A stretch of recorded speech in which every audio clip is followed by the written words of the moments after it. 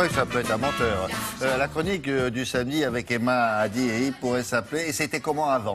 À l'heure où l'usage du chéquier se fait un peu plus rare et que notre portable est en passe, c'est pas encore ça, de remplacer la carte bleue. Rappelez-vous que nos moyens de paiement n'ont pas toujours été comme ça. Ça a commencé avec des boules comme ça dans la caverne il y a très longtemps, et puis après, ou des os. Et puis aujourd'hui, avec Emma, on va remonter le temps. Et en image, avec notre partenaire, notre cousin, ou notre cousine plutôt, de l'INA, vous remontez jusqu'à... Oh, on remonte jusqu'aux années 40, 46. D'accord, juste après la guerre. Voilà, exactement. Parce que justement, l'usage du chéquier a pris une ampleur considérable après la guerre. À l'époque, évidemment, il existait, mais on parlait surtout de mandat blanc quand il est arrivé. Mandat blanc, oui. Quand la Banque de France a émis, c'était il y a très longtemps, William, en 1826. Donc oui. voilà, donc on parle vraiment... après, bien sûr, il y a eu les lettres de change, parce qu'on a l'impression qu'on est passé de la monnaie, donc du troc de la monnaie ensuite, directement au chéquier. Non, il y a eu, avant le chéquier, des étapes. Ça, c'était pour le chéquier qui, je le rappelle encore aujourd'hui, le moyen de paiement le plus utilisé par les Français, bien qu'il est en passe de disparaître un peu partout en Europe. Les Gaulois font de la résistance, c'est bizarre, on aime encore bien utiliser nos chéquiers en France.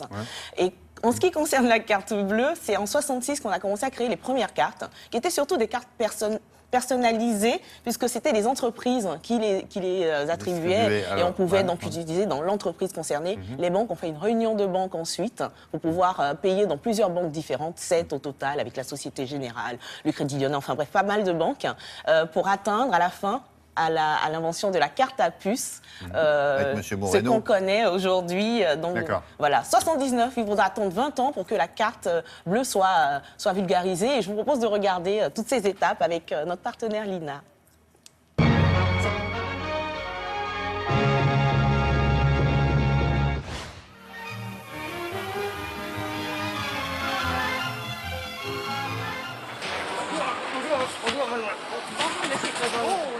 Tomber. Voilà, je voudrais échanger ça contre des francs lourds. Oui, combien en avez-vous? Il y a 100 000 francs. Oui, c'est-à-dire 1000 francs nouveaux. Oui, c'est ça. Alors, ce que je voudrais, c'est retirer la moitié de la somme. Oui, bien. Alors, je vais vous faire le chèque tout de suite, j'irai le déposer à la caisse après. Bon. Ah ben oui, mais c'est un ancien chéquier. Mais ça n'a pas d'importance, vous pouvez l'utiliser. Ah, je peux l'utiliser? Oui, jusqu'à épuisement. Vous auriez la mention BPF. Et vous la remplacez par la mention BPNF, bon pour nouveaux francs. Ah oui, bon, ah oui, oui. Au lieu d'aller au guichet, l'automobiliste trouve plus normal que ce soit le guichet qui vienne à lui. On pose son chèque dans le coffret, le caissier le passe au téléviseur. Quelque part, l'image du chèque retransmise permet les vérifications d'usage. Et le tour est joué. Tout cela n'a pas demandé longtemps. C'est une banque sans guichet. Il n'y a pas de contact entre le client et la caisse. La liaison s'établit grâce à 2 récepteurs de télévision. Je veux 150 francs. Très bien. Vous me donnerez un billet de 100 et un billet de 50? Oui, madame. Merci. On peut y effectuer toutes les opérations bancaires. Les documents et l'argent se déplacent dans un tube pneumatique. C'était des chèques. Oui, monsieur. Cette question, chacun de nous l'a posée au moins une fois, que ce soit au restaurant comme ici, ou à un poste à essence. Bref, partout, nous avons remplacé l'argent liquide par un chèque bancaire ou par un chèque postal. Le 1er janvier prochain, les chèques inférieurs à 100 francs seront taxés. Les banquiers veulent ainsi chasser le gaspillage en incitant leurs clients à ne plus payer leurs petites dépenses par chèque. Matin, j'ai un client qui s'est présenté pour 3 litres de mélange, 9 francs 60. Il avait uniquement son carnet de chèques. Et vous êtes pour la suppression des petits chèques? Tout à fait. Tout à fait. Il y a énormément de comptabilité. Je suis pour. En revanche, une telle solution est loin de contenter les clients. Je suis formellement contre dans la mesure où on est pratiquement obligé d'avoir un chéquier. C'est très difficile en 79 de vivre sans chéquier, donc c'est pratiquement une obligation.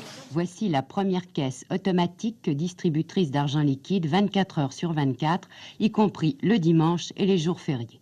Le client reçoit 2 de ces cartes magnétisées comportant des perforations correspondant au code de la banque et à celui personnel du client. La machine délivre alors les billets, 200 francs par carte. Fini la bouderie entre carte bleue et carte verte. Elle se marie demain pour ne faire plus qu'une, celle-ci. Elle est plus chère que la précédente, mais plus utile. Terminée la course entre les distributeurs automatiques de billets, désormais, le premier venu sera le bon, Les 3 réseaux ne feront progressivement plus qu'un et accepteront dès la fin de l'année toutes les cartes, qu'elles proviennent des PTT, du Crédit Agricole ou d'une banque classique. Certains distributeurs sont dévalisés. Nous sommes un peu victimes de notre innovation.